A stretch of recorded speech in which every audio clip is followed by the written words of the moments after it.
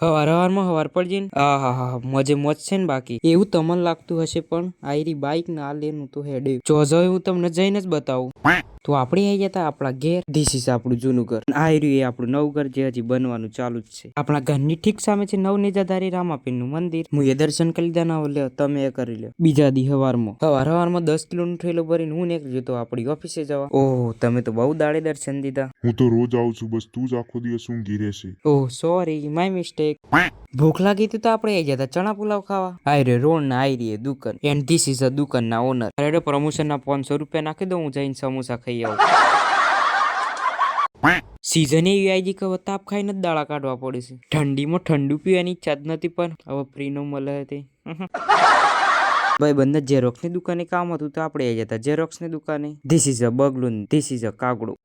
Xerox કાઢવાની ખુશીમાં આપણે લઈ લીધી ભાઈ બંધ જોડેથી પાર્ટી. માર જોડીને જોડે રહેશે તો રોડ ઉપર આવતો વાર જ નહીં લાગે. ફટાફટ ડીઝલ પંપેથી પેટ્રોલ પુરાઈને આપણે ખસકાઈ મિલી ઘર તરફ. તમે એટલામાં લાઈક ફોલો કરી નાખે. મળી આવો કાલે.